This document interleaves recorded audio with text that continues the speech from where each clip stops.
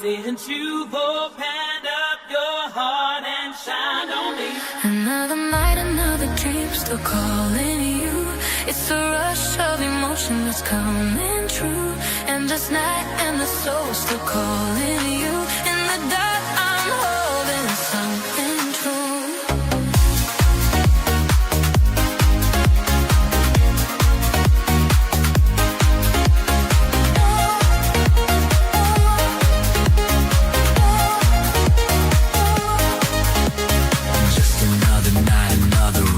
Love, you feel the spark, you feel the pain.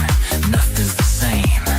Just another night is all that it takes to see the truth between the hearts and the fake. So baby, I long for you in the night, in your heart of love so true. I long for you in the night, in your heart of love so true. In the dark, in my thoughts, I'm drawn to you. 'Cause you move with me like lovers do. I feel joy, I feel pain, but it won't change when the night fades out. I'll remain. Another night, another dream, still calling you. It's a rush of emotion that's coming true. And this night and the soul still calling you. In the dark, I'm holding something true.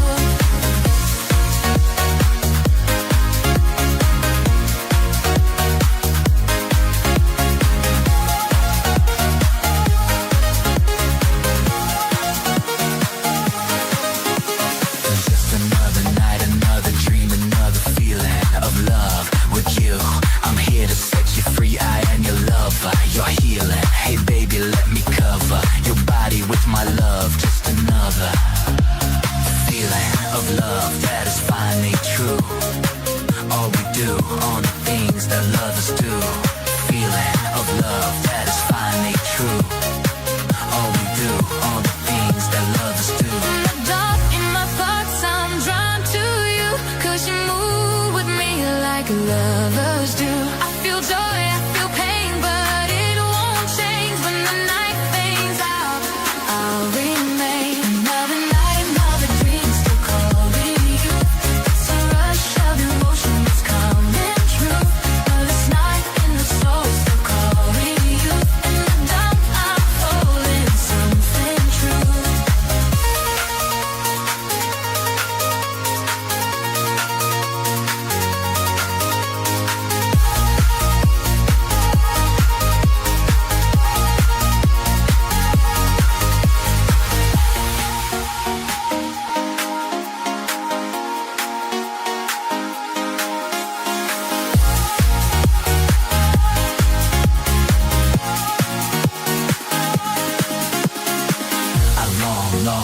I long for you in the night, in your heart of love so true.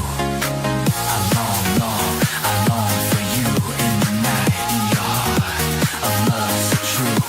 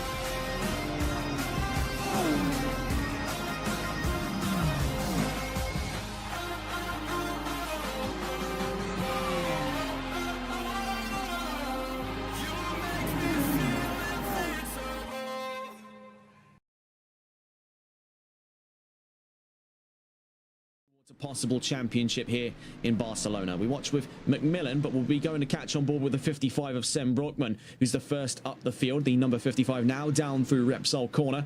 Will be the first onto the flying laps unless he moves over for any other drivers. We do have a yellow flag there, just having come out for, I believe, the 37. Yes, I think I'm right in assuming that we did have some trouble down at Repsol. We see here for the 55. Things are nice, neat and tidy so far for Sam Brockman. Of course, this is still his out lap, so nothing really much to pick up on here. You'll notice as well, and this is something we picked up on because this was somewhat of an intricacy that they introduced for this championship, was the fact that we had, even though it said 15 minutes of qualifying, we actually had normally 17 minutes in these endurance rounds. And that's simply the case that the extra 2 minutes were given out to the drivers effectively to cut off the first of the out laps, interfering on the overall qualifying time. So in essence, the drivers would have 15 straight minutes, if they fueled the car up for it, of lapping the track and setting in qualifying times. But now, as we approach the last 2 rounds of the championship, that could very well be a consideration of the past.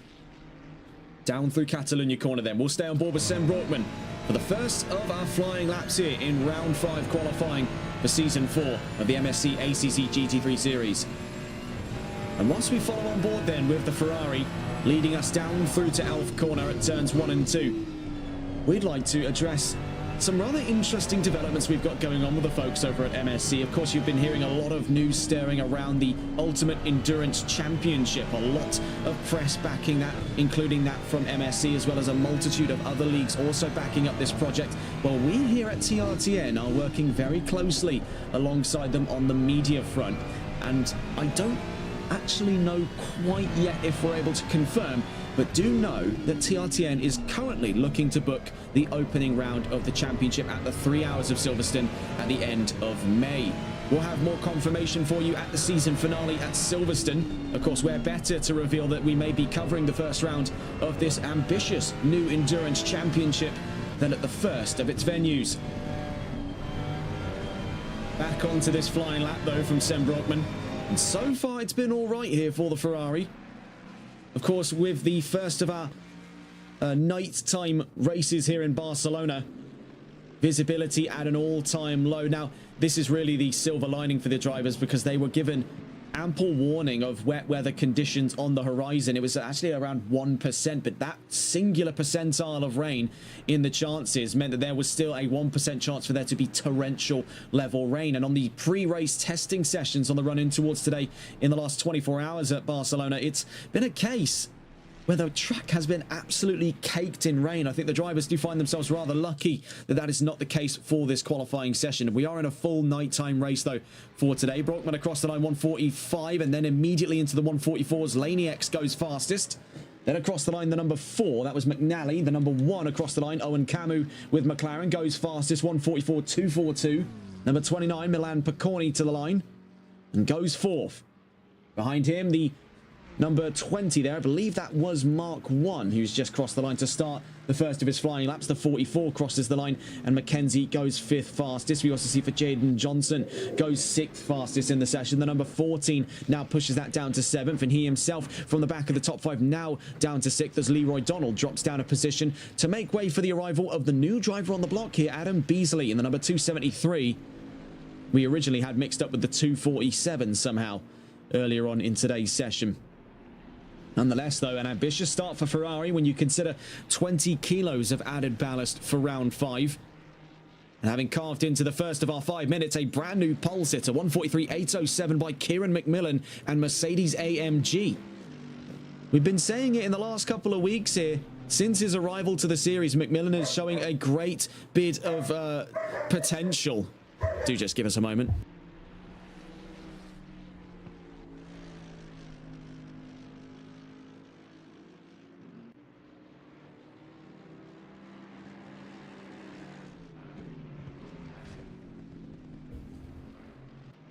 Apologies for the interruption there. So in the last couple of weeks, there's been some great potential out of this driver here, and I have no doubt that we're seeing much in the same of what we saw in Owen Camu in the trailing end of Season 3, that sort of championship material. If you gave him a full-time drive for Season 5 of the ACC GT3 series by MSC, I imagine we could definitely see quite the bit of a championship rivalry emerge. We see here Owen Camu does go back up to fastest, 1:43.725, but it's worth pointing out that that gap really is not too large between the pair of them. 82 thousandths between McLaren and Mercedes, and we already know the efficacy of the AMG GT3 here on MSC, as it was Noah Burkhoff who recently won in the first ever LMU series using the very same vehicle, the 2020 Mercedes AMG GT3.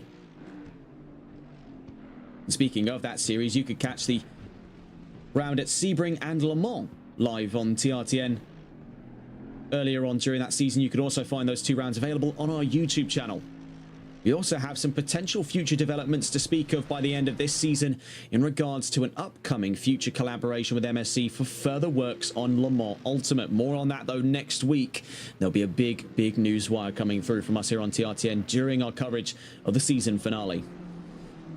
But McMillan in that last lap, though, it's worth noting, no improvement over his personal best, nor that to the overall fastest time. He stays a tantalizingly close 82 thousandths of a second away from Owen Camu, who still front runs the field. Number 68 nearest the line, Steve O'Markey finds himself just under 4/10 away from CJ Carmichael.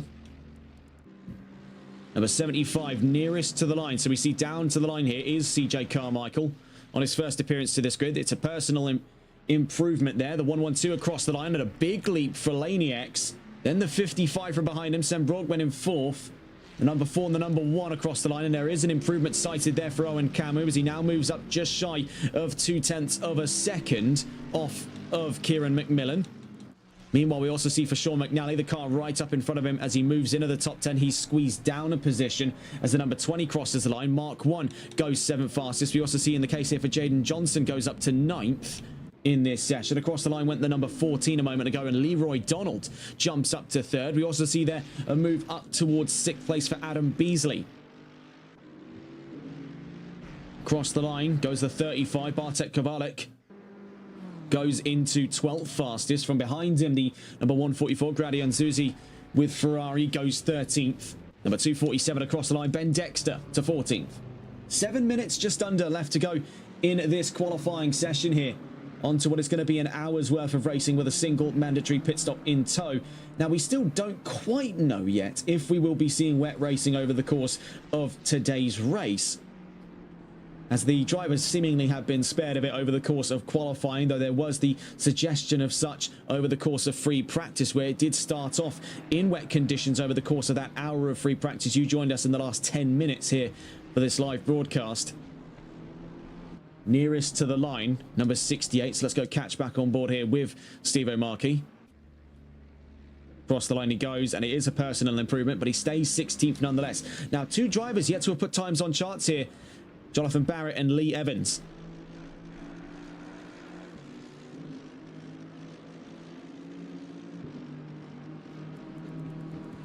We see, though, in the time since, and it's worth pointing this out, this snuck under the radar for us when it initially hit onto the track, but McMillan back up to fastest, 115 thousandths. The top 3 right now, and a matter of fact, the top 4 are 4 separate manufacturers at play here. Mercedes, McLaren, Ferrari, and Ford. Nearest the line, the 273. Here comes Adam Beasley. Can he break into the top 5? He's only 300ths away from Brockman, and not on this lap, but with 5.5 minutes left to go, still plenty of time and plenty of grounds for improvement. The 35 nearest the line. Here comes Kowalik from 12th and stays there, level on time as it would appear with Lewis McKenzie. 1.963 seconds exactly from the fastest time. 247 across the line. Ben Dexter stays in 14th. The 37 from behind him there as well. And McMillan stays 115 thousandths over Owen Camu as he crosses the line for another flurry of flying laps with just about 5 minutes left to go. The 44 across the line from behind, and Evans... not Evans, sorry, because that's normally his racing number in the 44. But no, McKenzie goes 11th.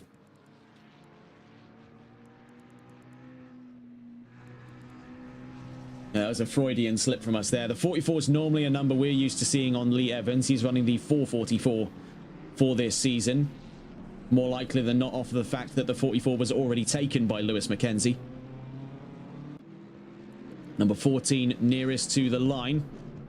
Leroy Donald stays third on his last lap. The number 29 from behind him of Milan Piconi stays in 7th. Both of them onto a brand new wad of flying laps here. 4 minutes left to go as Sam Brockman crosses the line. Still in the top 5 here with Ferrari. Leading what is three's company from 5th down to 7th in the trailing half of the top 10.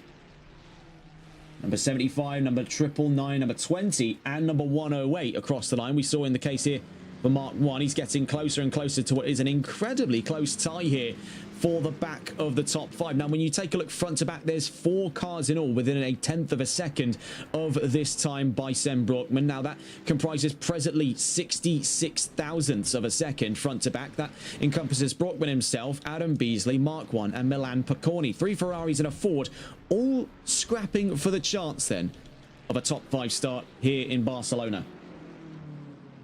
Nearest to the line is the number 1. The 247 peels into the pit lane at the moment. That'll be for Ben Dexter. So we see Owen Camus to the line. Needs 115 thousandths in this lap. And he does find an improvement there, but only by 30 thousandths of a second. Only 85 now away from McMillan's fastest time. The 44 from behind. And for Lewis Mackenzie, still struggling to find the grounds of a top 10 here. Needs, by looks of it, doing the rough maths, 109 thousandths over McNally to go 10th. And the 37 nearest to the line.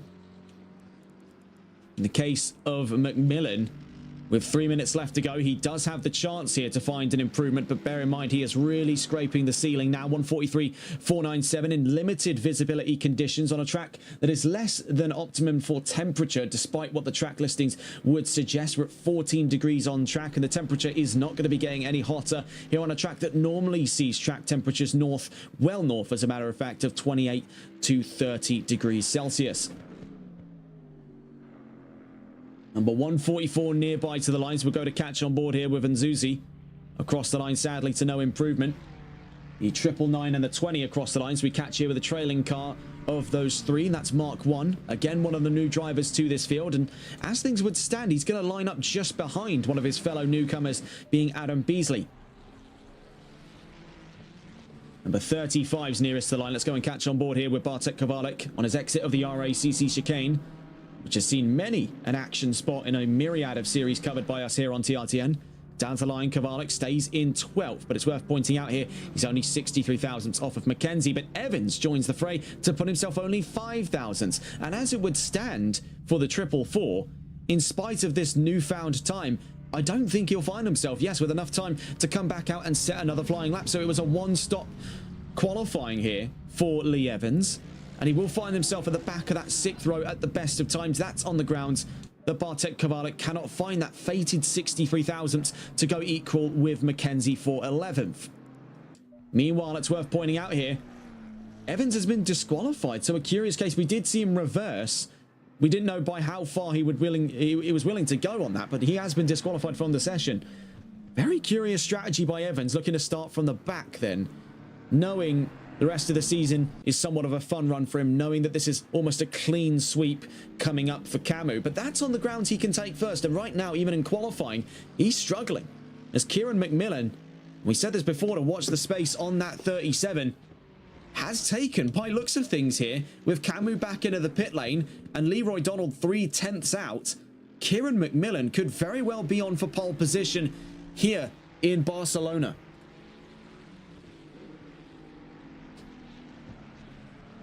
When you consider that Kieran McMillan lined up 3rd in the last race start at Zandvoort, this is a noticeable improvement. And in the case here, he finds himself just shy of half a 1/10 of a second between himself and Owen Camus at the end of this qualifying session. I must say it has been a royal effort so far then by McMillan, but let's not get celebrations up too early. There is still the race to be won. There's no points for qualifying. But nonetheless, has been a formidable hustle for the 37 Mercedes, who looks to, and I will wait on further confirmation of this with a few more drivers still lapping the field, that could possibly at a push challenge here, such as the case for Leroy Donald, who it's worth pointing out, by the looks of things here,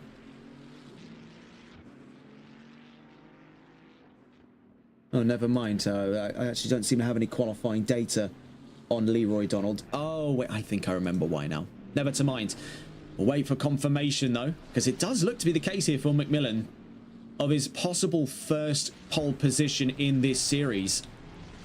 And on a very late entry to it, I should mind as well. Down to the line goes Leroy Donald. Let's see where he finds himself. At the end of this quality session, he still finds himself level on his original time and third. So by looks of things here, McMillan has done more than enough for pole position. A very, very admirable defense there of the front lines for McMillan, with Mercedes pole position for the number 37. Number 144 nearby to the line will catch on board here with Nzuzi. From 14th goes 12th for the end of this session, up and ahead of Mackenzie and Kovalik.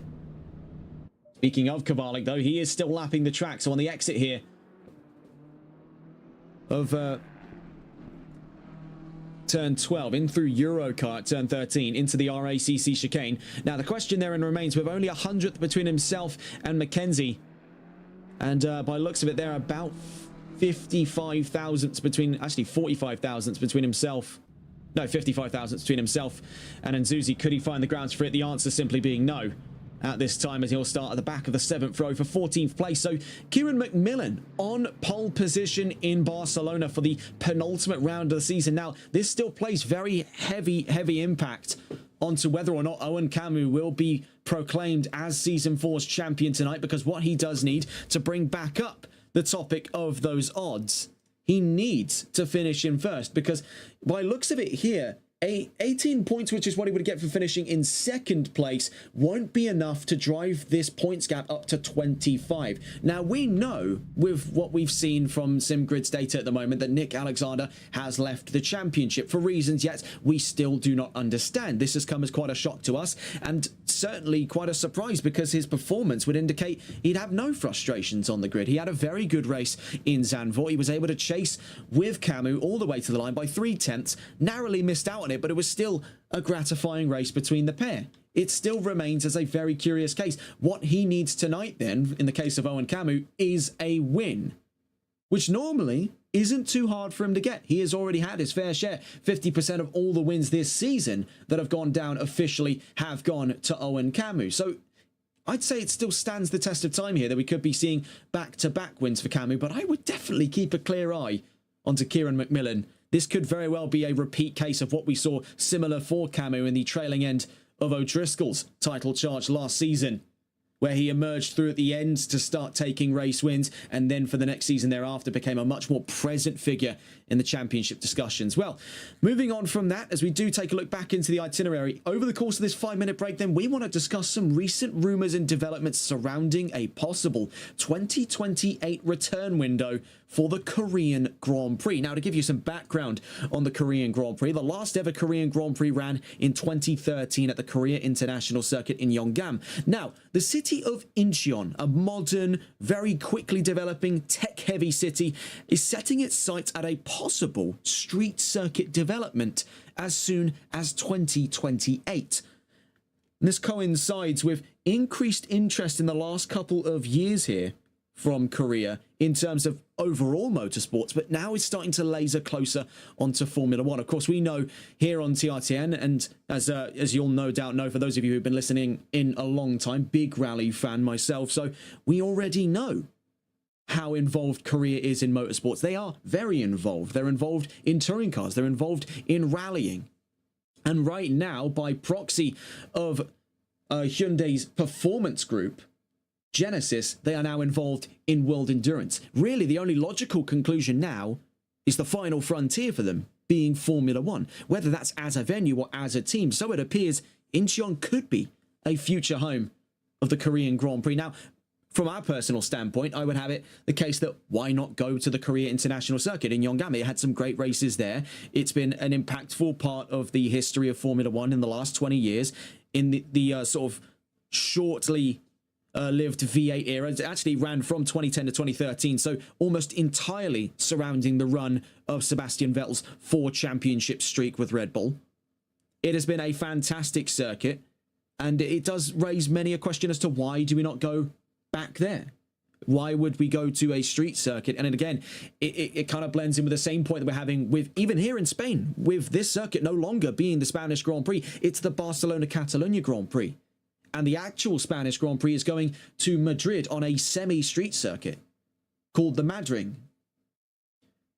It seems that these street circuits more often than not fall into the trap that they're limited by the technology of their surroundings, which often lead to more restrictive track designs, ones that often have to play heavier into the almost gimmicks of the sport rather than provide itself with naturally good racing. It's why we only often see them during the Formula One weekend and very rarely anywhere else, such as the case for the Miami Autodrome, for example, where there is very limited reach of that venue outside of the Miami Grand Prix. And it's been a very curious thing to study. If Korea is to go to a street circuit layout, it would be good to still see the country back into the sport, but I think it would definitely come as somewhat of a loss to its Formula One identity of its past, something that F1 seems to have a bit of a flip-flop relationship with as it would stand anyway, as it's willing to cannibalize its own past for profit, but also holds it up to a very high regard. Less on that and more on this as we come into the last minute here of this sort of pre-formation lap session.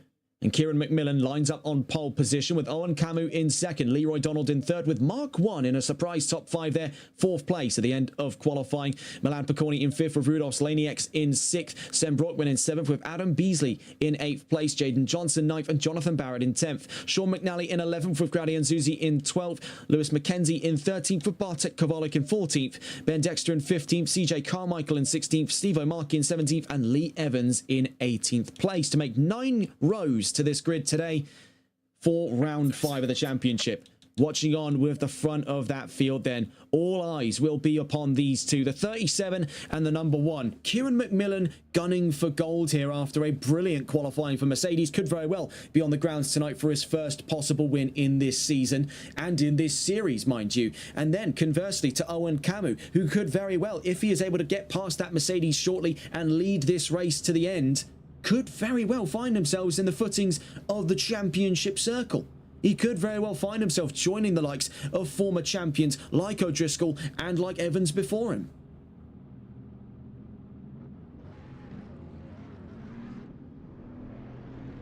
Watching with McMillan then as he takes on to the formation lap, away from what is currently 18 cars on this field, 9 either side of which on the run down through to turn 1. Major overtaking spots here in a dry set of conditions, that which we are seeing tonight, albeit with limited visibility in Barcelona, are often sighted in and around the run of things here at turns 1 and 2. The Elf chicane, or Elf corners, as they're sometimes also referred as here, turns 1 and 2. Do find themselves a great spot because they are relatively wide open for what is supposed to be a chicane-style corner on the run here down through, or I suppose up through, more relevantly, Renault corner at turn 3. This does give us another insight to a major overtaking opportunity. We spoke more about the one that comes after it, but Repsol corner itself, being a parabolic open hairpin right, does present itself with opportunities for dive bombs by drivers. Cathedrals for those with the eyes to see, though, as trying to find an inside line at this corner can be a tricky one with just the way that this corner is structured, to where even running the outside line can still prove beneficial for drivers on defense. Down through into Seat corner is where often we see these moves carry all the way round turn 4 and before it and wrap up here at turn 5.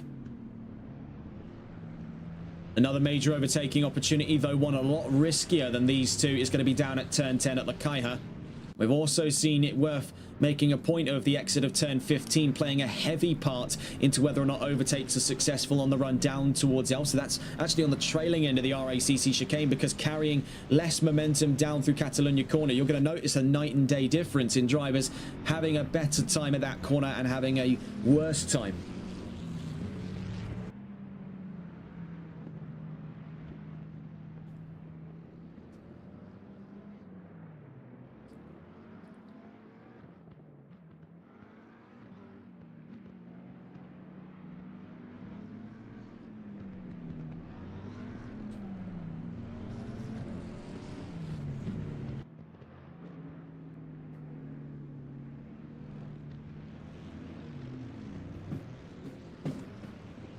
heading up through turn 11, then in towards turn 12. You can see gearing to go then is that number 1 McLaren, and things are going to be absolutely white hot between these two on the run down towards turn 1 and 2. We know in terms of straight line speed, McLaren has Mercedes very, very closely pitched here. It's really tough to say who's going to emerge. It's going to come down to reaction timings, I think, when you take a look into things. But it's worth pointing out again, when we constantly fawn over the intricate details of the engine, it's worth pointing out here on that front row, naturally aspirated car versus turbocharged car, a lot of that power's down low for the McLaren, so acceleration can certainly be a talking point. We'll see though, as again, it all teeters on driver reaction timings on the run down towards the line here as we begin the formation process down through turn 16. An hour's worth of racing here at the penultimate round of season 4, the MSC ACC GT3 series. 18 cars in all, 9 on either side, and we're green and racing already though for the number 4, a drive-through penalty for speeding on the start. Meanwhile, we see from the front row here a brilliant start from Owen Camu, but Kieran McMillan has not lost ground too greatly, as in the top end he starts to reel things back in to put it side by side down through turn 1 here at Elf Corner. They're still side by side for the run up through turn 2, but Owen Camu, leveraging a better start, gets up into an early lead. Leroy Donald tucks in right behind Kieran McMillan for 3rd place, though could very well have his chances on for a charge to 2nd. Brilliant start though by Owen Camu, not a foot wrong in that one, had brilliant reaction timing and of course leveraged the benefits of that McLaren engine to give him the upper hand on the run down through turn 1. A risky one to go around the outside, but held his nerves and now claims the race lead. 0.4 of a second up and ahead here of Kieran McMillan, who has a little bit of a wobble off the exit of Sayat, but is still clinging on tight on the run down through turn 6, in towards turn 7 on the ascent up towards turn 8 and 9.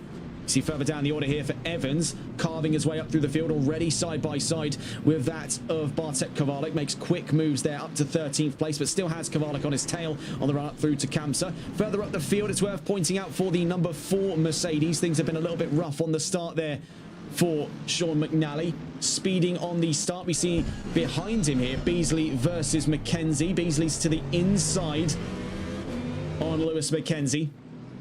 Trying to get a look in here with the Ferraris. We see on board with Adam Beasley, so this will quickly be to 9th place, as of course McNally has that drive-through penalty to serve right now. McKenzie and Picconi right behind him. A trio set of Ferraris could soon become a quad when we see the introduction later on of Grady and Zuzi.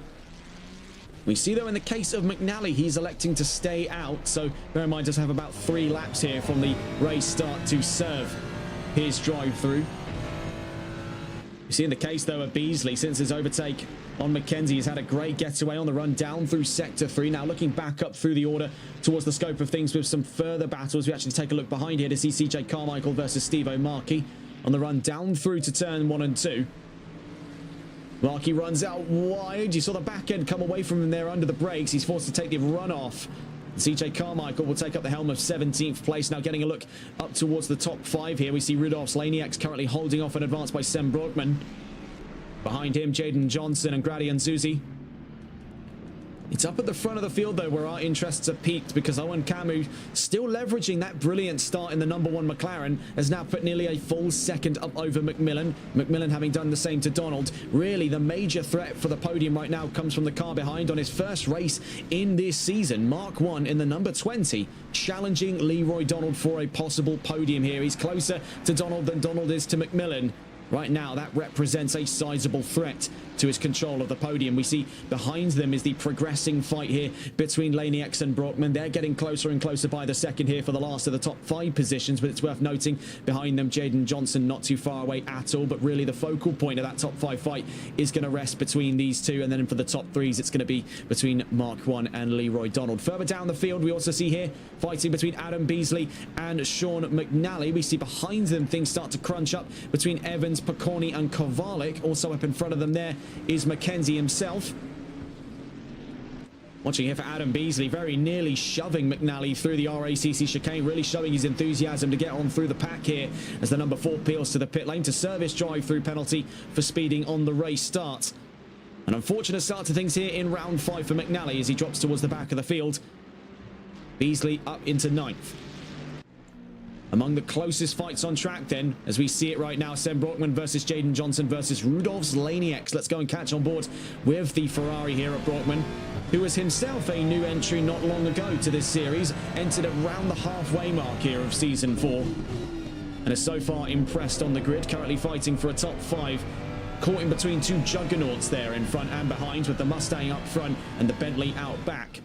That Ferrari is going to be dwarfed by comparison, but it's still got plenty of fighting spirit, as we saw demonstrated by Nick Alexander over the course of the season in his 2 race wins, and what up until today put him still within championship material. It's a pity then that things went the way that it did in the case of the front runners, as now it is a case here for Owen Camu. He's just got to keep things nice and clean for 55 minutes in the championship series. We really could have seen that one come all the way down to Silverstone, but fate has a cruel hand to play in this series. Oh, it's contact there from behind. Jaden Johnson slams into Sam Brockman, who in turn slams there into Grady and Zuzi, rather unintentionally so. But taking a look on the replays here, as we head down through to Lakaiha, this is what went on, as we see very clearly that Johnson has gone far too late on the brakes, tries to go for the inside, maybe hoping that Brockman will sense that he's maybe trying to go for a leap on the inside, but was just too far away, so has to try and swerve right. It's already too late by that point, and collides with the 55.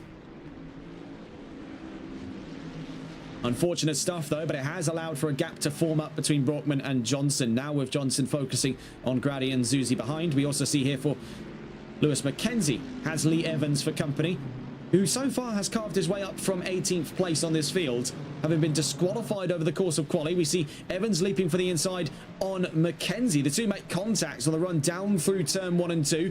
McKenzie's forced up over, and he makes contact there with Bartek Kowalik. The two pirouetting around, with the 44 facing the wrong way out of Elf Corner. You see here, it was proper argy-bargy on the run through turn 1 there, with that shoulder check from the 444. It forces the 44 off the line and onto the emergency runoff. Going over those sausage curbs massively upset the balance, and ultimately in his efforts to rejoin couldn't get slowed down in time, nicks the back end there of the 35 and creates that incident.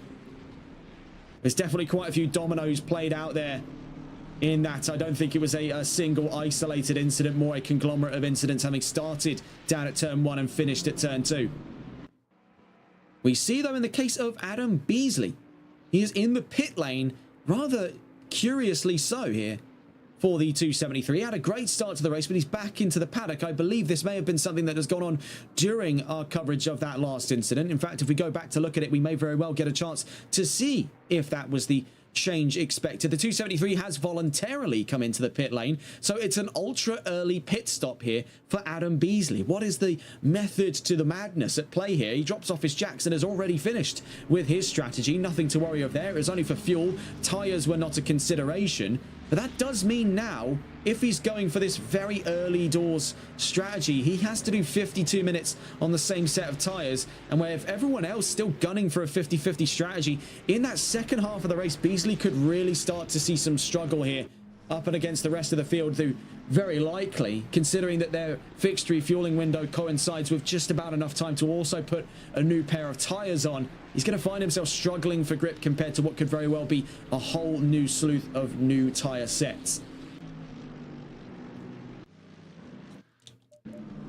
Taking a look then at the field after what has nearly been 10 minutes of racing here, things have started to liven back up at the front of the field, where we originally thought it was going to go north of a second and then some for Owen Camu versus Kieran McMillan. McMillan has been quick to remind us that he didn't get pole position off the back of nothing, as he sets the fastest time of the race so far and is now within half a second of the leading McLaren.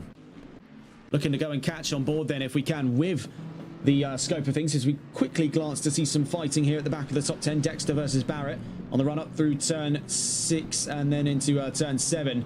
The BMW running out wide. We do see though for McMillan recent troubles just as we caught him there down through Lakaiha. He pulls to one side. McMillan possibly in trouble here. Yellow flags are out as he's pulled into one side of the track down after Lakaiha and turn 11. Here at turn 12, what appears to be the problem here for the 37 as he rejoins the field. As you see, just going around him was the 444 of Lee Evans. But I don't believe the like here. This car has to be cursed in this sense, because Kieran McMillan has still had some fantastic starts to the race, but then always something has stepped in. I believe that was the same case over the course of last week, where McMillan started third but ultimately fell 3 positions over the course of the race among several things to find himself out of that top 5. He certainly has the pace to return to a top 5 here, given how much time still is left in round 5, but this has been horrible news for McMillan. It's been fantastic news, though, for Owen Camus, because his lead in the opening 10 minutes has been solidified here with an even larger margin over the newfound second place car, the number 14 of Leroy Donald. So now recounting the order as things would stand, Owen Camus leads here over Leroy Donald. Mark 1 on his first appearance to this grid makes 3rd. Rudolf Zlanieks, the fellow Ford of this grid, makes 4th place at this time, and all Ford 2nd row. Sam Brockman still in the top 5, up and ahead of Jaden Johnson in 6th, Grady and Zuzi in 7th, Lee Evans in 8th, and as recently then dropping from 2nd to 9th in a drop of 7 positions is Kieran McMillan. Now in 9th place, still with the fastest lap nonetheless, as he now looks to challenge here on Lee Evans. We'll stay on board with these two for what is the upcoming fight of 8th place as they round Kamsa corner at turn 9. Further down the order then, Jonathan Barrett in 10th with Ben Dexter in 11th, Bartek Kowalik. And as we see it there, the 144 alongside, Grady and Zuzi runs out wide at Lakaiha. More contact then for that Mercedes. Very nearly got swept into by Zuzi, who now drops off from both Mercedes cars. The 444 now up to 7th place, and McMillan now chasing him. Further down the order then, Kowalik in 12th, Carmichael in 13th, Picorni 14th, Mackenzie 15th, McNally 16th, and Markey in 17th. Beasley on a super early pit stop is currently 18th. But we'll likely see him carve his way back up through the field over the next 49 minutes, but certainly a bizarre strategy in the case of the new car to the field, or one of the newest cars.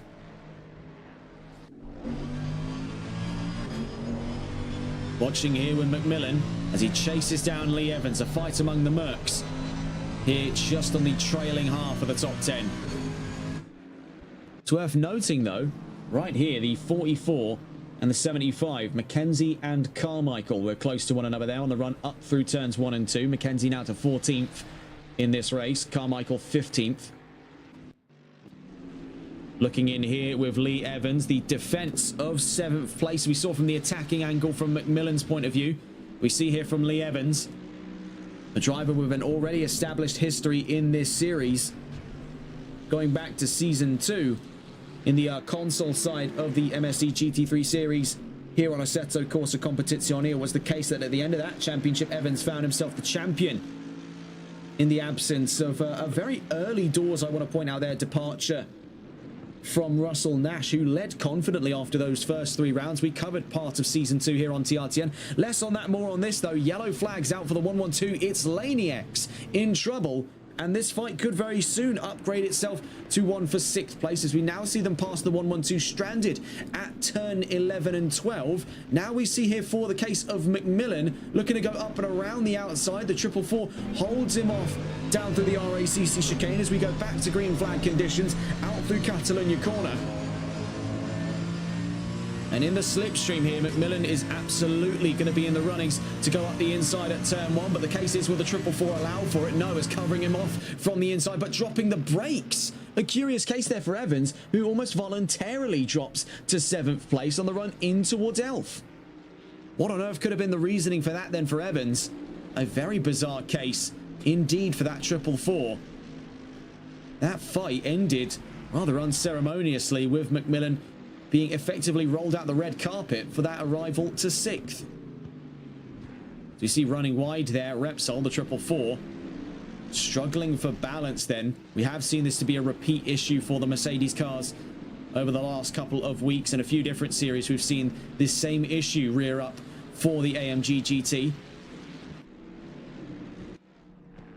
It's not stopped it though from becoming a very quickly popular option on this grid once again. There was sort of a way back when situation, a very popular time for the AMG to be on this grid, but in the wake of newfound arrivals from BMW and Ford, the front engine meta fell away from AMG for the last couple of years. But we are starting to see, like with a few manufacturers such as Bentley and Nissan, the growing renaissance of the AMG.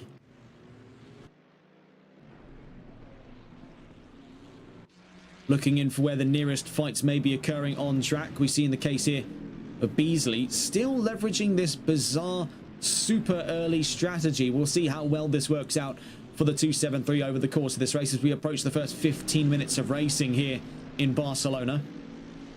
If you're joining us tomorrow, we have 3 races to cover on April 18th. First of which coming up at around 2 o'clock BST in the afternoon. That'll be from the HCCL Multi-Class Championship. We go live for Season 4, Round 2, trailing away from what was an exciting open to the championship. Then after that, we'll have the Competizione Performance League World Series coming up tomorrow after the HCCL Multi-Class Championship, and then the third and final of those 3 for tomorrow's broadcast itinerary. We go back to the Shooting Stars Cup by Race Club UK to join them for yet another round of that fantastic series in the 1v1 v1v1 interleague format between ARL, Simplay Motorsports, Race Club UK and VSR. Looking in for some nearby fights here, it's worth noting the gap between McMillan and Johnson. Now, this is for, as it would stand, the fight of 5th place, the last of those top 5s here between Bentley and Mercedes. In the case here of McMillan, this has now become somewhat of a revenge drive. He was still in the chances to lead this race and did have a fairly capable start, albeit one that was unable to stop the arrival of that number 1, but certainly kept him along with him for the longest time in the opening 5 to 10 minutes of racing. But things quickly went by the wayside for that 37. Now we see the stepping stone to return to the top 5 down through the RACC chicane, and running out wide there, Jaden Johnson finds himself in the throes of a switchback as the 37 loops up to the inside. Now this is a possible mistake here. He didn't realize he's just made. The Bentley is an absolute cruise missile when it comes to straight line speed, severely underrated in that conversation. And now in the side draft, that Bentley's not going anywhere. The Mercedes will hold the inside, but Jaden Johnson's still on the racing line here on the run through turn 1 into turn 2. He's not going anywhere because on the run up through turn 3, he's still going to be nearby to that Mercedes on the ground. He doesn't run into any complications here on the run round Renault. Up towards Repsol, nonetheless a fantastic move so far by Kieran McMillan, but not one that he'll be seeing the end of unless something hits the 108 in the next couple of corners.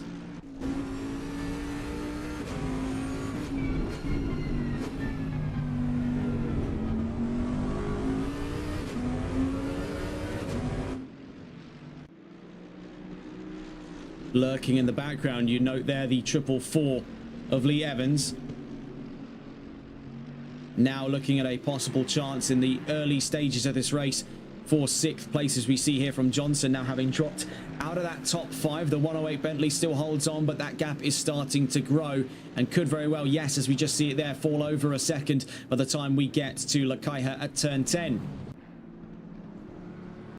Looking in with, and I do note here, a very close gap between Ben Dexter and Jonathan Barrett. Now this is for 10th place we're seeing here, and 3 cars, possibly 4 when you consider in the background there that of CJ Carmichael, but I'd say sorry, not CJ Carmichael, Lewis McKenzie, as we do see there going up through, and a fantastic move by Ben Dexter over Jonathan Barrett. Let's just get a look at that on the replays. That was very quick, one that we couldn't even pick up on when it initially happened. Running out wide then Barrett, and then just sweeping on through goes Ben Dexter with BMW. Had the gap been open for even a microsecond longer, Milan Picconi could have found himself in the chances to seize the opportunity away from that of Jonathan Barrett as they exit turn 16. Now starting to filter out closer and closer to what very well could be now a downgrade from the fight of 10th and more a defensive fight for 11th.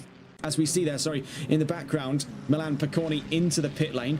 Lewis McKenzie now takes up the helm of a chance to fight here with Barrett for 11th.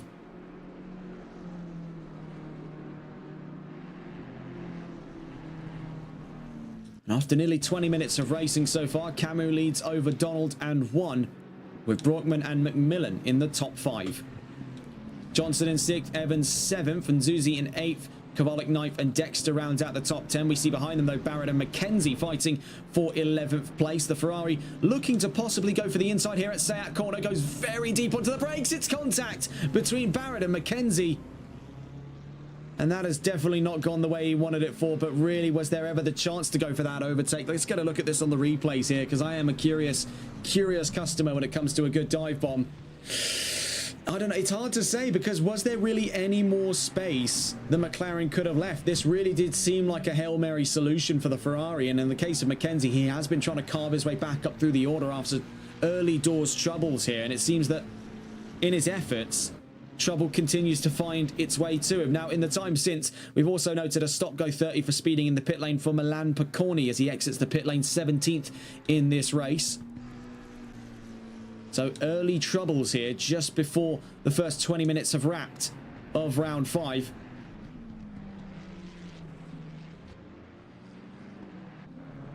Jumping up over the sausage curbs there at the RACC chicane was Lewis Mackenzie. So we see the battling has quickly dissipated here in the opening 20 minutes as drivers do prioritize survival over everything. Now, some drivers are able to pick away an advantage like that, such as the case of Mackenzie, but it does come at the cost of their own necks here, because it's a case where if he keeps throwing himself at these moves, that is going to end up wiping him out again, and his progress will be completely reset. It's not been the greatest of races, no, but you can't yet throw decency to the wind. Nearest fight developing right now is Evans v Johnson. Now, the last interval showed 1.1 seconds, and I'd have it on good authority to assume that Mercedes will be very close to closing that gap in to less than a second. So we'll go to catch on board with Lee Evans, the Season 2 champion of this series.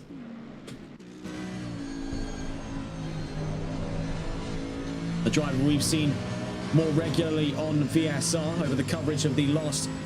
getting a look into it now, last sort of 4, maybe 5 seasons we've seen, having started coverage of VSR as far back as Season 7 through Season 8, then through the Porsche Cup era at Season 9, then the return to GT3 in Season 10, and then the current season right now at the time of recording of Season 11.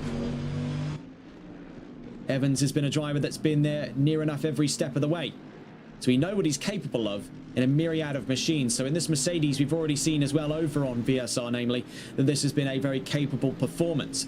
One that has been actually, some could say, an improvement over his Nissan era. Not that there was a sort of bad drive from him there. It seems that he fits the Mercedes a bit more comfortably than the Nissan. We see this, oh, maybe a little too comfortable. Down through turn 1. That was super late on the brakes. I'm actually quite amazed he was able to keep that within the white lines there, but he has lost time over Johnson. We'll quickly leave you on board with the triple form. We'll be back to you in just a moment's time. Meanwhile, we do have word from the pit lane. The 29 of Picconi is in to serve that stop go, but also Lewis Mackenzie is, pardon me, into the pit lane in the number 44. More on that later, though, as we stay on board here with Evans. We'll be back in just a moment's time.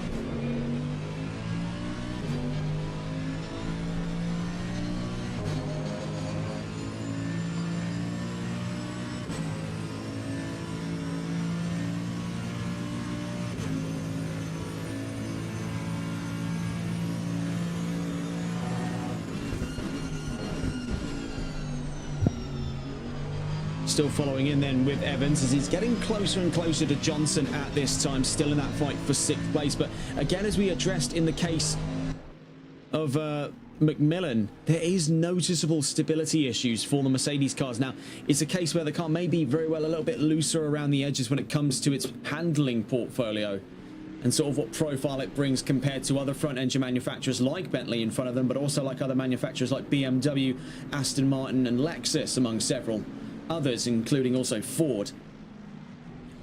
As we do note with these cars, they have a sort of very sharp rotate in, but then the car ends up fighting you halfway through the corner, and that's been kind of a routine case here for quite a few of the Mercs on this grid, namely the 37, and now we see from the 444 that it's got a lot of turn in, but not a lot of commitment to turn on its way out of the corner. It'll get you at least half of the way there, is what it feels like. And we see it with these sudden juts in, where the car's trying to turn, then it starts understeering again, and then it finds more grip, and then it starts understeering again. It's a frustrating cycle that these Mercedes drivers are suffering, and we've spoke with plenty before who have mirrored the same points, that the car does feel a little bit loose. It either wants to rotate too much or it wants to rotate too little, and it's always a balancing act to try and keep the car satiated and happy, because otherwise it will very violently take your head off. You see, though, in the case here of Johnson v Evans, getting closer and closer by the second. Now, on the straightaways, the Merc, while no slouch, is not going to be keeping pace here with the Bentley. Simply put, and you can see it already, even in the slipstream, it's not doing a great deal for him. He's 4/10 away. That gap's only going to come down under the brakes, as we see here for Evans. Has been very late on the brakes in the last couple of laps here, down at turns 1 and 2. And that seems more or less now by choice, not by circumstance. Into the pit lane goes Ben Dexter in the number 247. The 999 also coming in at this time as well. So more and more drivers emerging to the pit lane, and that will continue to occur over the next 4, maybe even to the next 6 minutes in this race, as we cross into that halfway mark, where the majority of drivers will be playing things safe for a 50-50 strategy. It's often considered the most optimal in circulation, but for drivers towards the front of the field, we don't know if 100% they'll be committed to following that. We've seen them employ more radical strategies compared to what the bulk of the field opts for, which is straight down the middle, 30 minutes in, then another 30 minutes to the end of the race.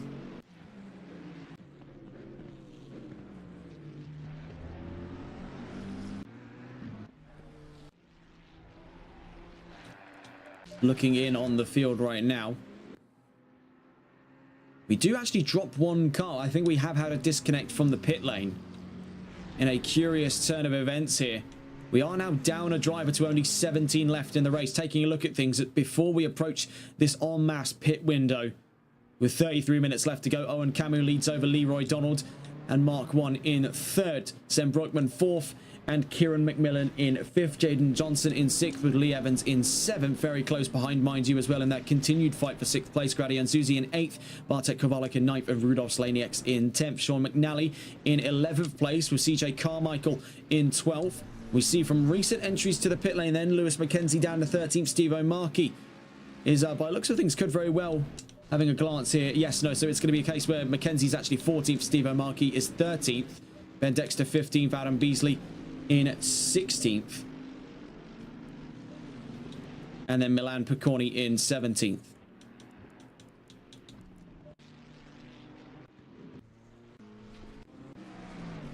Looking in with the 444 and its continued pursuits, but as we teeter closer to that pit window, is it a case where he'll be able to catch Jaden Johnson before he comes into the pit lane, as he runs wide through Seat corner at turn 5, down through turn 6, in towards turn 7. It's very clear to see both the Bentley and the Mercedes are struggling for an optimal amount of grip. Combinations of oversteer and understeer.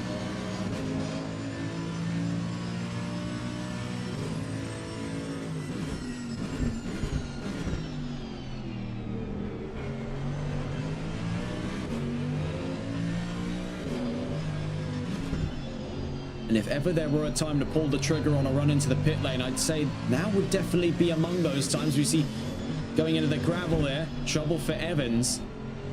Could very well be a case that he considers a run to the pits. We'll see, though, if he chooses to commit to that. On the run around the RACC chicane, he'll stay out, and so too will Johnson. Owen Camus, however, the race lead, is into the pits as we speak, and the number 1 into the paddock at the moment. As now Johnson and Evans emerge to a possible fight of 5th place in the absence of the number 1 now in the paddock at this time. Gradian Zuzi follows him in, with Kowalik electing to stay out. Camus already on his way out of the paddock in the number 1. The 35 passes him though, so Owen Camus leaves the paddock by looks of things there in 8th place. We've been following for a decent amount of time here the progress on this possible fight for fifth, but it's clear to see, as we mentioned before, easy signs of struggle between both cars involved. The Mercedes and the Bentley are struggling in these conditions. In the absence of track temperature and peak grip, these cars are struggling under their own weight. On the run up through the run of things at turns 7 and 8 here.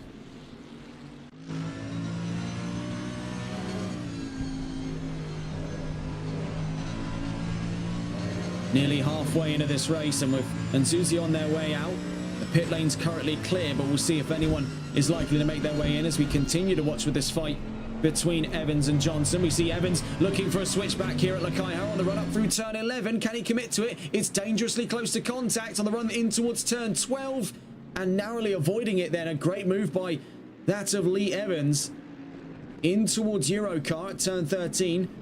Then the RACC chicane, wrapping things up here, and this could absolutely give him easy leeway into the paddock. We'll see if he chooses to take it. No, but Johnson will.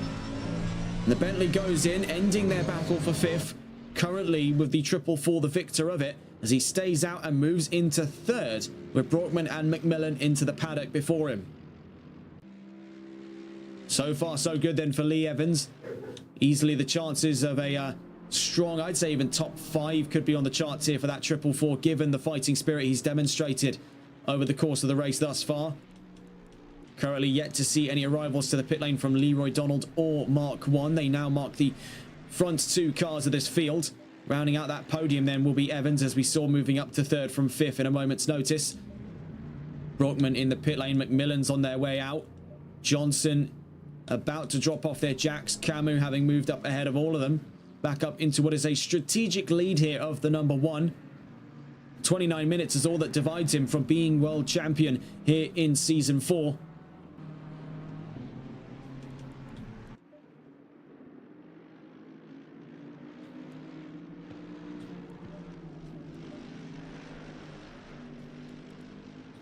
Currently in the paddock as well is Steve O'Markey in the 68 Mercedes at this time. We see the Leroy Donald stays out for Mark 1, so it appears the same here in that line of logic.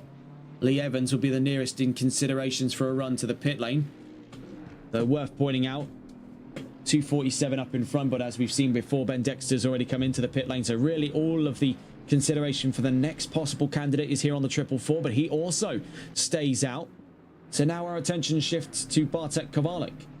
In the meantime as well, it's worth pointing out this close fight we see here between 2 cars on separate strategies and on separate lengths of the race here, as that appears to be Milan Picorni pursuing from behind out of Kamsa at turn 9. The number 68 has a stop-go for speeding in the pit lane. That's for Steve O'Markey in the Mercedes. Watching a sparring match among 2 Ferraris, CJ Carmichael and Milan Picorni. 2 separate lengths of the race at this time. Nearest to the pit lane was McMillan, but we've already seen him in, so the number 4 might be next on radar. No, McNally stays out. Number 55 already having come in before, so the 75 next, and that's Carmichael. And he also stays out. So we're seeing a degree of reluctance here from the other half of the field to come into the paddock now, as they want to try and extend over their opponents by having that clean air, by having the easier access to the track.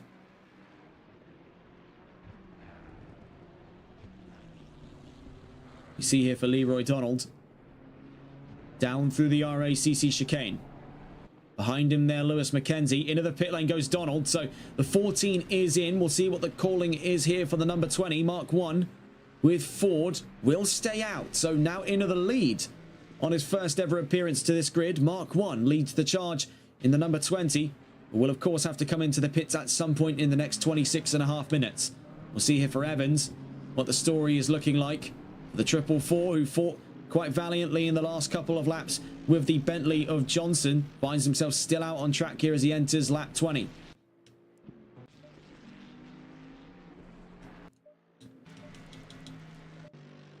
Lap 19, I should say there, sorry. Steve O'Markey into the pit lane. Following him in as well is Bartek Kowalik. So it would appear the 35 now into the paddock as well. It's been a tough race for this one here. The 273 of Adam Beasley on his first appearance to this grid had a confident qualifying session, but it's all come apart rather abruptly for him in the early parts of today's race as we now cross into its second half, closing on what is actually its third of this race. It's a bit of a bittersweet notice for him because this season does shortly come to a close after the last round next week, and then we'll begin the discussions of where season 5 may be next. What we do know as well is currently with us here on TRTM, we do have the inside line on a few extra projects from MSC that they want us involved in, including stuff to do with Le Mans Ultimate and also with the UEC. More on that though, as we mentioned in Silverstone, when we get final confirmation on everything we're doing so far. And that will be a rather exciting day for us if we're able to confirm all of that to you live on air.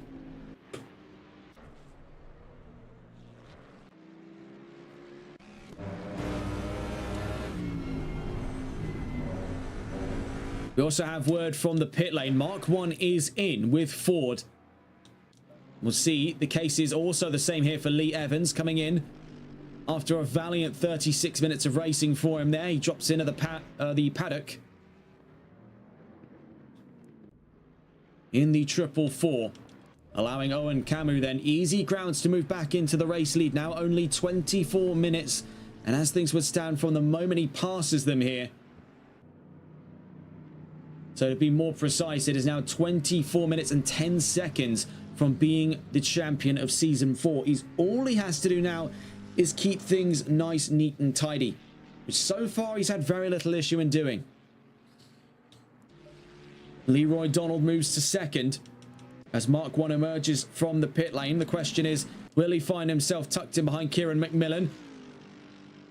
Or will he find himself up and ahead? So it would appear in the case of the Mustang, having a glance in here, he will find himself up and ahead, but not by too long a distance. That 37 has done very well to close ground here on the number 20.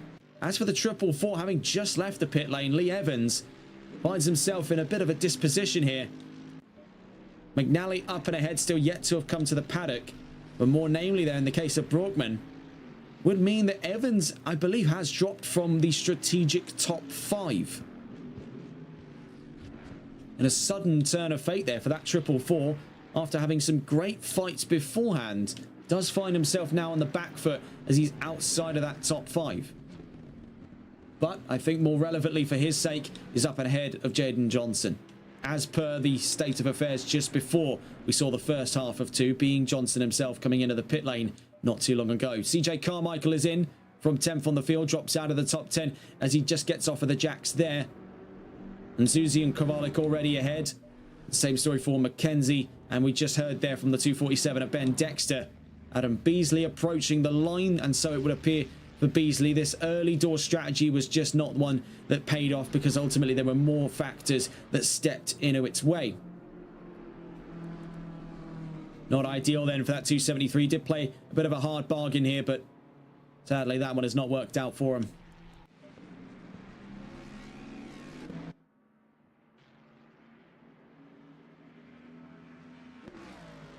Laniacs and McNally, the last 2 drivers then to consider runs to the pit lane, neither of which decide to employ it here on lap 21. We see in the case of McNally quickly approaching him from behind is Sam Brockman, 1.2 seconds of the last interval away from that Mercedes. Will not have to fight him too hard though, because he knows that position will fall into his hands and could very well be in for a shot of the top 5 when Rudolph's Laniacs makes his move to the pit lane. We've got 21 minutes and 40 seconds left to go here in round 5. And so far so good here in Barcelona. There's definitely been plenty of action though in that opening half, a lot of controversy to follow, and the post-race investigation will certainly be one a bit stacked out here for a few on the run in towards the final round at Silverstone, on the rerun technically of what was the original round 3 of this series. Up and around turn 9 then, Laniacs still on the charge. And unlike we see in the case of McNally, is not bleeding time so quickly to his contemporaries. Right now, we see the gap between himself and Mark 1 is 3 seconds. So still holds sizable grounds here over 1. Of course, we'll lose that out when he comes to the pit lane, but isn't under any pressure. Unlike the case here of McNally, where you can see from Brockman behind is getting closer to being less than a second out. He'll be in the danger zone not long from now.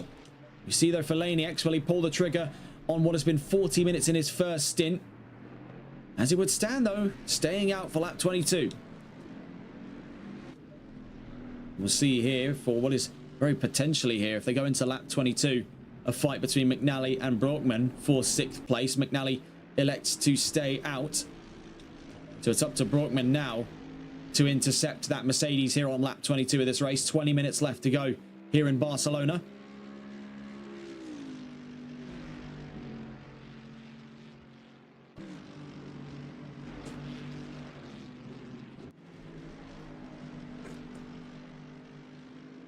We see, though, in the case there of Sam Brockman, big trouble for him up through turns 1 and 2. And that's going to drop a heap of distance off from McNally, who, even though will lose the position out when he goes to the pit lane, can now breathe somewhat of a sigh of relief knowing that his in-laps have been made a little bit more calm. Same cannot be said here for Laniax, because 1 is intercepting, and look who's not far behind him. It's Kieran McMillan. Having returned to the top 5, we said it would be on the chances here after that start for him that he could make his way back in to the top 5 by the end of this race, and it looks very likely to be the case. He could challenge here for even a podium, as when you consider that he's got Mark 1 in his sights by less than 2 seconds. Mark 1's about to go up to 3rd place when Laniax comes in. We could very well be on the chances here of a podium fight to wrap out round 5. The case of Laniax, let's see. Rounding turn 12, has been very confident over the last just over 41 minutes of racing. We see, though, things are starting to come apart slowly here in terms of grip, much as we saw in the case for the Bentley and the Mercedes. But unlike either of them, Laniax is yet to hesitate and come into the pit lane. So long as he's got air in those tyres and fuel in the engine, I really don't think there's a great deal that will stop him, bar the red tape of regulations, from staying out on this track.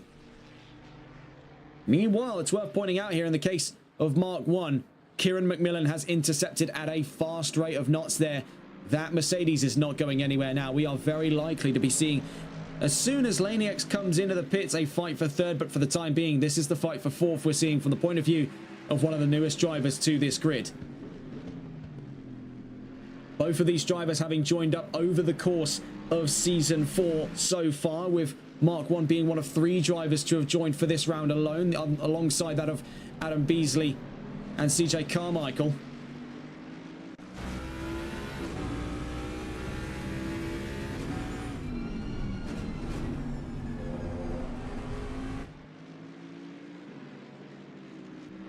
Up and around turn 8 on the run up towards turn 9.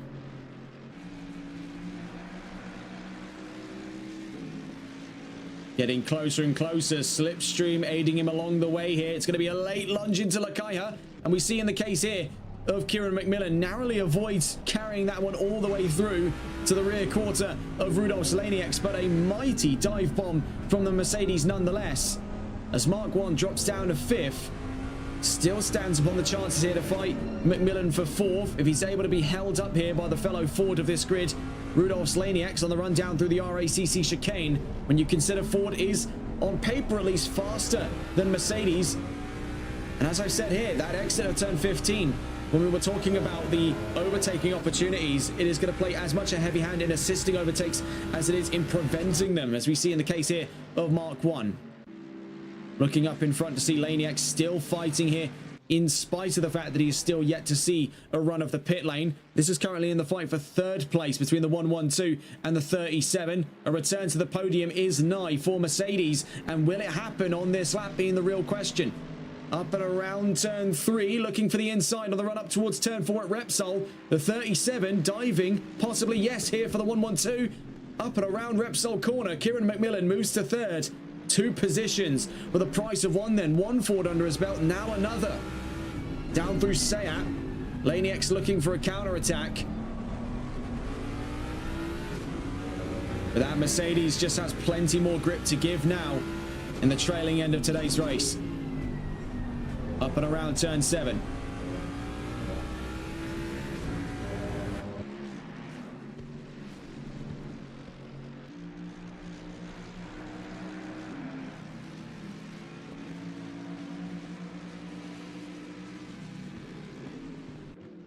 Down through to Lakaiha, the same area where we saw that mighty dive bomb from the number 37 over the number 20.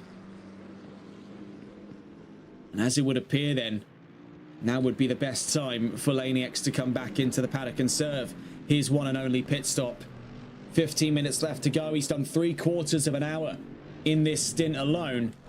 We'll see though, does he choose to enact upon it? No, still staying out strong. An indomitable spirit then on that 112, adamant to stay out in this top 5 for as long as he's willing to let it ride. Meanwhile, for McNally, he's coming into the pit lane with pressure from behind as Brockman re-engaged just before the number 4 found his way to the paddock. In goes McNally. Second to last driver to pit in this race so far. Laney X will not give up. Not on this stint. Meanwhile, we're seeing the advance of a new fight here. Nzuzi versus Kovalik. 144 versus 35. BMW and Ferrari to clash here for what is soon to be the scope of 9th place. We see, though, off the exit of turn 15. And again, this just reinforces what the next lap is going to look like here. Because Kovalik now having dropped considerable time, 1.7 seconds from half a second there to 1.7 seconds, has kicked away any chances of a fight over the course of this lap unless Nzuzi finds some serious trouble.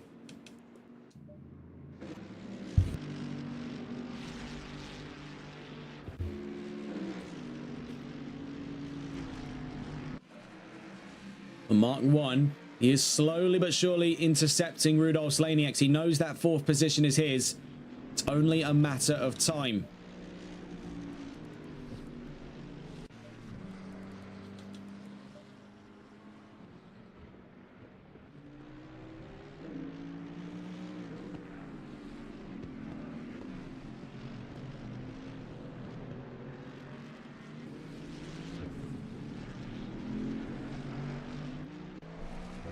And still staying out. 25 laps strong in this race here. Laney X just will not give in and come to the pit lane. He knows he has to. It's a case of when is it exactly he's planning to. All prediction of strategy has gone way out the window the moment we saw this man cross over the 15-minute mark. We're in uncharted territory here for Laney X.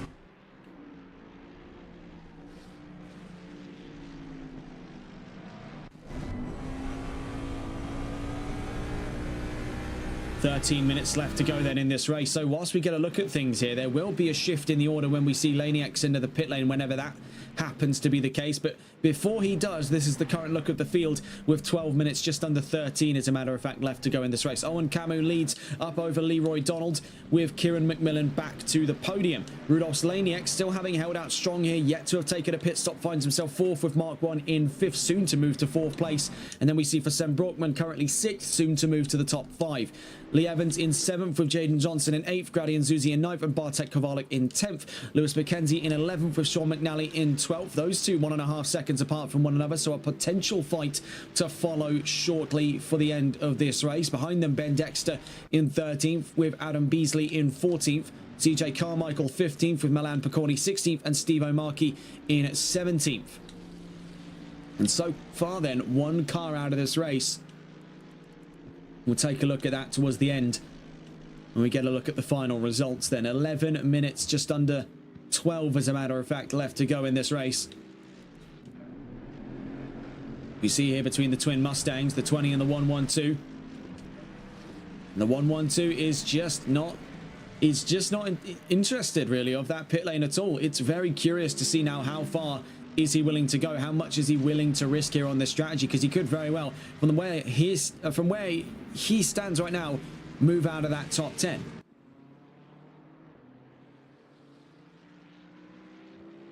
At the very least, he could definitely see himself dropping to the back of that top 10 if he is to stay in it at all. So there's quite a lot of risk involved now, having gone this late into the race without one in the case of Laney X. See for McNally.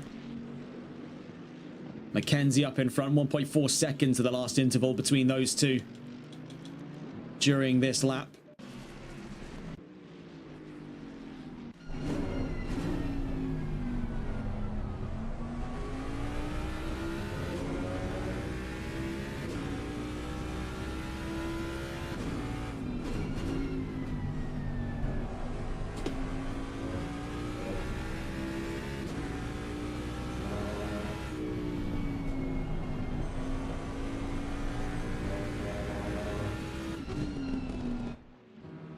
Looking in here with Leroy Donald.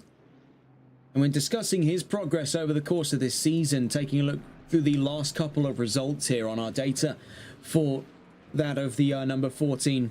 Since his re-entry to this championship earlier on this season, Leroy Donald, he entered into this season at round 3. So far, his best result is the same you're seeing right now, second place, of which he picked up on his first round into Season 4 at the Hungaroring at round 3 of the championship. He followed this up with another top 10 appearance in the last round just gone at Zandvoort, finishing in 7th place. Overall, he ranks 8th in the championship after, actually, sorry, 7th in the championship, I should point out, after only competing in 2 of its rounds, with this being his 3rd of Season 4.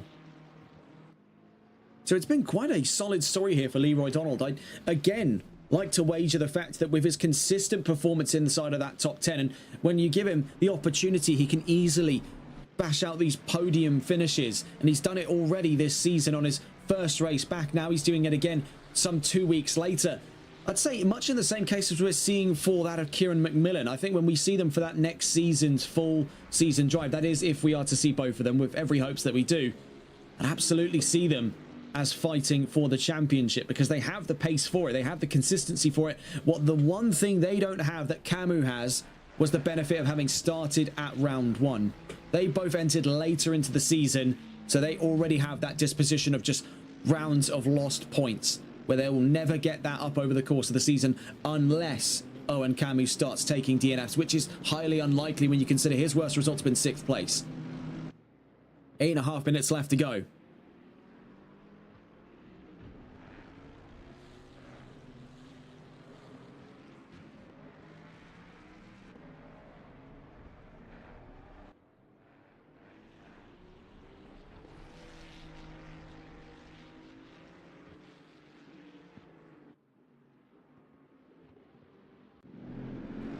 Meanwhile, for Laniacs, down through the RACC chicane, and again, still no consideration of it. I really don't think we'll ever see an end to this one. Laniacs, when you consider his run of things, he ranks in 5th in the championship, missed out on the last round, but in the round before that, at the Hungaroring, made the top 5. He's not finished outside of the top 10 in any race that he's entered, though his worst result, of course, has been a DNS at round 4 at Zandvoort.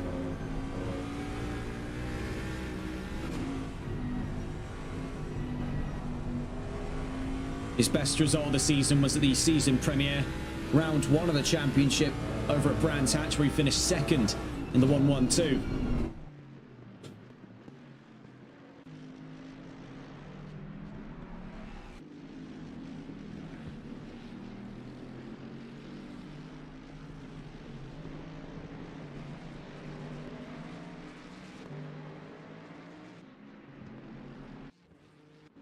Checking in again on some progressing fights. Gradian Zuzi versus Bartek Kowalik. Now we're back into the swing of things on this conversation. The last time we saw on with these two, it was a case where Kowalik had a less than ideal exit of turn 15 and then barreling through turn 16 at Catalunya corner. It was a case where he just didn't find himself within distance to pursue for at least a good couple of laps thereafter. Now we find the sort of compression point of this long concertina effect between the Ferrari and the BMW, with the BMW certainly now in the trailing end of this race on a heavy push phase. Out through Repsol, we see a bit of a wobble from both cars. The BMW goes out wide, the Ferrari snaps a little on its rear axle.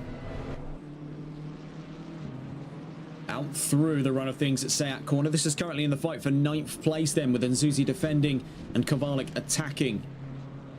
Meanwhile, I believe we finally have the inevitable here, as getting a glance in for Ford, I think we are now seeing the case. Yes, the 112 is finally in. The last piece of the puzzle, Rudolf Lanieks Comes into the pits with just over, when he came in, 6 minutes left to go. Checking back in for Nzuzi versus Kovalik. It's also worth pointing out here, Ben Dexter versus Adam Beasley for 13th on the field. So 2 fights for the price of 1 here inside of that top 15.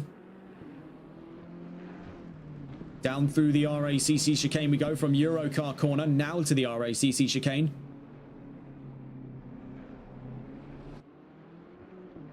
Bear in mind that 112 is, I believe, just about to drop off of his jacks here. So it's a case that Nzuzi and Kovalik will be seeing an upgrade by looks of things up to a fight of 8th place as they'll intercept Laniax, I should say, just as he gets off the limiter. You see him emerging from the paddock on the camera's left-hand side. It'll be to the driver's right-hand side here onto lap 30. So he could definitely find himself as part of this soon-to-be 3-car spread for the fight of 8th place. So you can see him just trailing off in the distance from turn 2. Now, watching him with that other fight on the field, Beasley versus Dexter, and by the time we've caught them, it's already wrapped itself up. Owen Camu, the race leader, with 5 minutes left to go in this race, has intercepted the pair of them on this opening straight. You can see his McLaren tucked in behind the BMW number 247. Looking in here, Nzuzi versus Kovalik looking for the inside. This is for 8th place.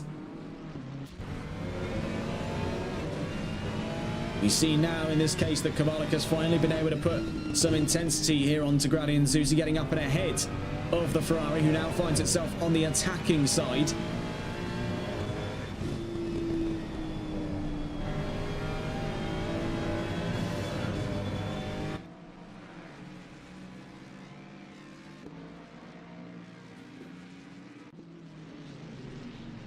You can hear faintly in the distance that thunderous V8 from Rudolph's Laniax, 2.3 seconds away. As things would stand, he could very well close that down, but will there be enough time? As from the race leader's point of view, when he crosses the line not too long from now, we've got functionally about 2 more laps before the end of this race. We see though for Laniax, that gap has quickly descended beneath 2 seconds, so never say never on the prospect of this becoming a 3-car fight for 8th. For the moment though, Kovalik takes initiative there, now up and ahead of Grady and Nzuzi, who falls to 9th. Laniax in the back of the top 10. We see here for CJ Carmichael some trouble down out of, looking here, Renault corner, Repsol corner I should say. Alongside him there goes Lee Evans.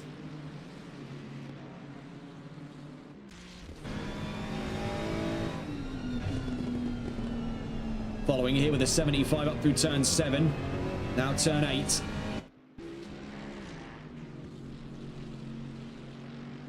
Three minutes left to go in this race then.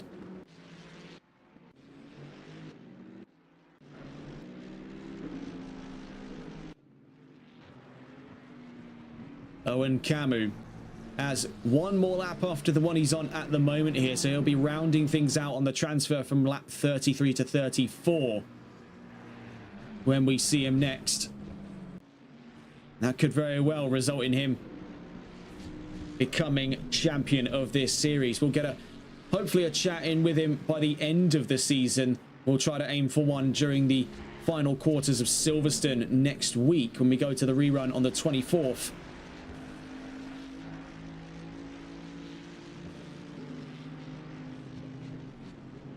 You see here for McNally, very late on the brakes there, so nearly intercepted the rear end of the 44 of Lewis McKenzie.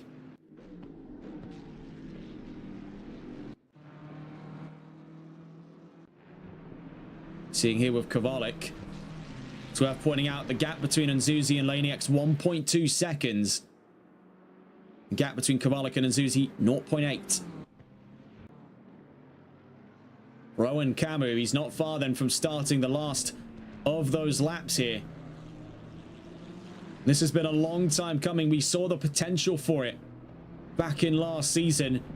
Between himself and championship glory is 1 more lap. It's all or nothing now for Owen Camu. Right, man. Leader is on the final lap. Give it all you can. Mosty begins what could very well be one of the most important laps of his MSC career. Let's get back on board with this fight here for 8th place before we see him to the checkered flag. Kovalik holds his ground then after taking that position off of Grady and Zuzi earlier on as the sun starts to rise here in Barcelona. The nighttime fading away here to give rise to morning. What is ironically one of the twilight chapters of this season. For the 35, he still holds his ground, and Zuzi and Laniax are two to focus upon here, as we see the case of Laniax looking to go around the outside, super late onto the brakes, but Nzuzi covers the inside down through turn 11, or turn 10, sorry, I should say, at Lakaiha, now to turn 11. As the 112's up the inside, it's contact between himself and Grady and Zuzi, who rejoins up in front, but is not happy at all there with that shove from the 112 down through the RACC chicane. They've got one more lap here to play with because the race leader is only a few corners behind them. So we'll catch on board with those drivers in just a moment's time. But as we catch on here with the number one, only a few more corners before he is achieved upon something we thought he'd be capable of as far back as his first race win in this series at the trailing end of Season 3, down through to Eurocar corner. Then through the RACC chicane, then to Catalunya, making his way down to the line, then back-to-back wins, his third career win in this season, his fourth overall in his time here in MSC. Owen Camus wins in Catalunya, and by our calculations, that's done more than enough for him to claim his title as world champion. Season 4 of the MSC ACC GT3 series, Owen Camus, your victor with McLaren. Historically, I'm not sure how far back this goes since our last time seeing McLaren at the top step of the championship. This could very well be their first, as sadly we don't have the data to hand on Season 1. That's been kept from us, sadly, and we'll take a look into that when we get to Silverstone, but I think we very well could have just seen our first. Season 2 was won by Porsche, courtesy of Lee Evans. Season 3 by John O'Driscoll with Ferrari. It's McLaren's time to shine. And the star of this series, the number one, Owen Camus, your Season 4 champion. He's fought hard for this one. The potential had been there from the start since his first entries in the trailing end of O'Driscoll's charge for Season 3's championship. And now he has one of his own. A brilliant, brilliant season then for the number one. His third race win of the season, his fourth overall, and a world championship to go alongside it here in MSC Season 4.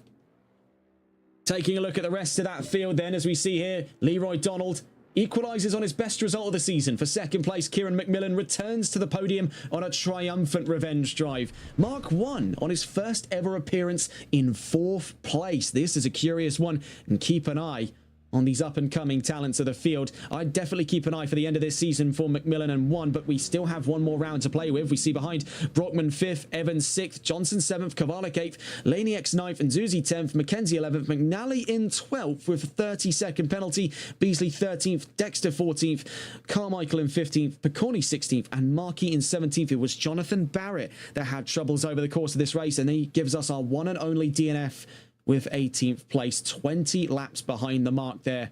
So a DNF from Barrett, but the rest of the field finishing today here in round 5 of the championship. Now, taking a look at where we'll be next, it doesn't show it on the calendar, so we'll explain it to you here and now. The 24th of April 2026 will mark the final round of Season 4 of the MSC ACC GT3 series, where we return to a track that had scorned beginnings in this season, with trouble at Silverstone at what was originally round 3 now becomes a rerun that marks the final round of this championship, and entering into that round, Owen Camus will already have been champion. So this is going to be an exciting final round, as now the championship title is off the table. All bets are off really here. The gloves will be coming off with them, as we could very well see some of the most brazen driving coming up into Silverstone for the end of this race. Now, my TV went into standby mode, says McMillan, so that explains why he had the troubles that he did, where he was stranded at the roadside down at turns 11 and 12. But the fact that he's been able to turn that back into a podium stands testament to the caliber of driver that he is. I would keep a very close eye on our Season 5 predictions on both McMillan, but I'd also keep an eye out here for drivers like Mark 1.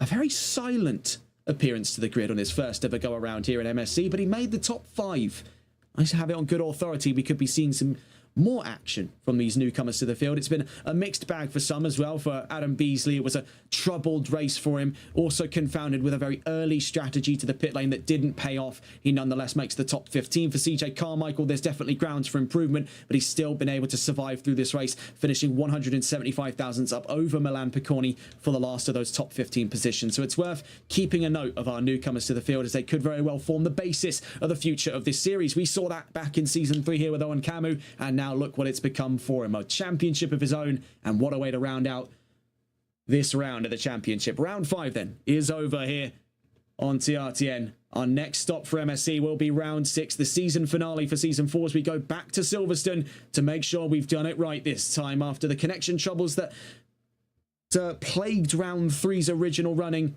That has now been moved to round 6, and hopefully this time we'll get a full race out of Silverstone with no troubles on disconnects. Never say never on that one, though, as things have been a little bit iffy with those servers. Our next broadcast coming up tomorrow then come from HCCL, Competizione Performance League, and Race Club UK. A triple header tomorrow on April 18th. Action-packed racing from the Multi-Class Championship, the World Series, and the Shooting Stars Cup. Do look forward to all of those. And of course, coming up this Sunday, we return once again to another one of the trailing end rounds of the NLRL Sunday League Season 5. More from that as it progresses over the weekend, though. That's all from us here on TRTN for now. Have a wonderful rest of your evening. Take care and good night.